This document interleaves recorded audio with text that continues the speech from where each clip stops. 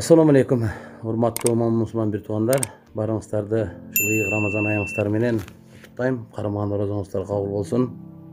Мен бул кайрылуу жасап атканымдын себеби кечээкү Баткен областында Кыргызстан менен Тажикстандын ортосунда болгон ок атышууну, ошол жерде болгон уруш талашты көрүп туруп, мен аргасынан ушул видео кайрылууну жасагым келди.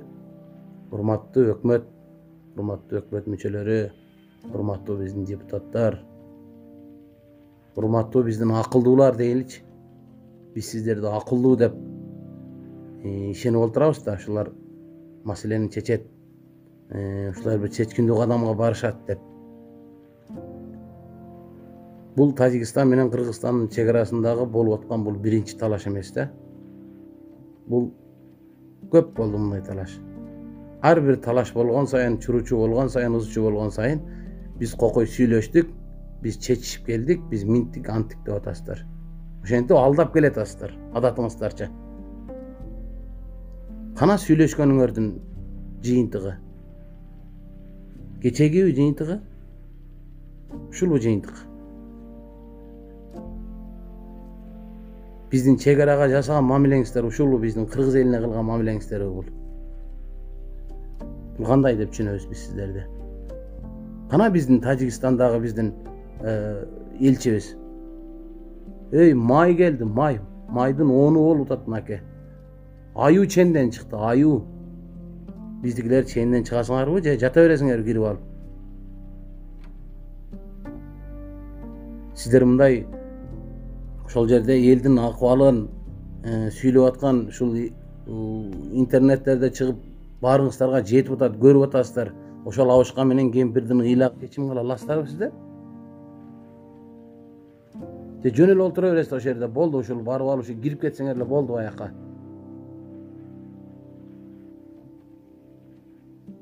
Жанагы эптеп башыңарды катып алсаңар болду экен да, жанагы бир кыргызда сөз бар го. Көзүм көрбөсө мени бөрү жесин болду ушундайбы сиздерде? Маселени чечпейсиздерби? Качанга чейин отурасыздар?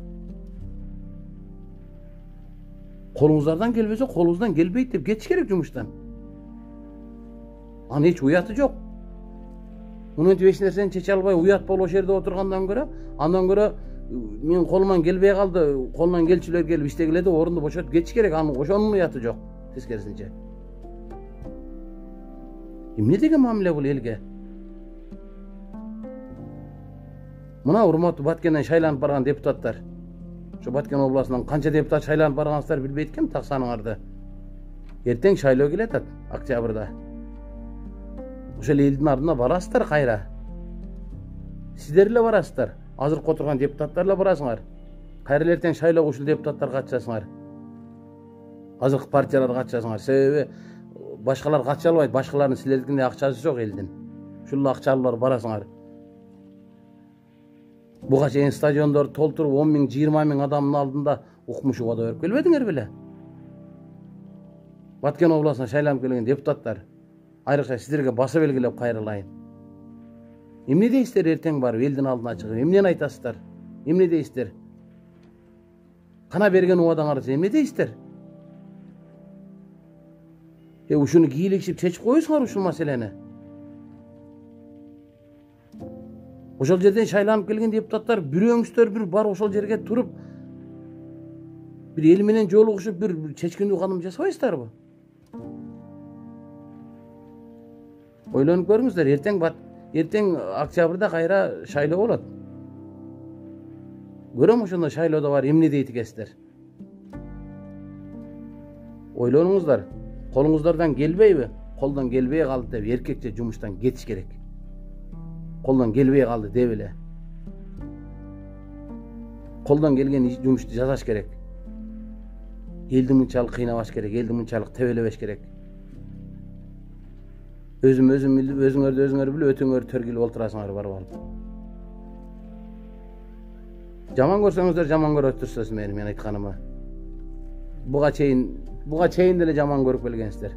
Мен билем эч кимиңиздерди жакшы көрбөйсүздөр. Көп болсо адатыңарча дагы залдарды жаап, театрларды култап, аварий состояние деп концертимди койдурбай ошол нерсе кыласыңар, мен билем. Бирок мен чындыкты айтып коюшум керек сиздерге. Чындык ушундай ачуу болот. İştеңиздер, иштебейсиздерби? Колуңуздардан келбейби? Кетиш керек. Колуман келбей калды, кечирип койгула мени деп. Бул менин сиздерге кайрылуум. Тез аранын ичинде чек араны чечип, ошол жерде элдин маселесин чечип коюңуздар. Дагы бир жолу айтып атам. Эртең кеч болуп калат.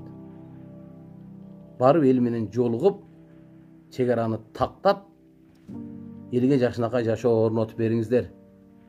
Анта албайсыздарбы? Анткени колуңуздардан келбейби? Духуңар жетпейби андай кылышка? Анда ордуңарды бошотуп, колунан келе турган бирөөгө бошотуп бергиле. Ошол эл үчүн иштесин, ошол эл үчүн жасасын ошол нерсени. Сиздер менен шайлоодо дагы сүйлөшөбүз.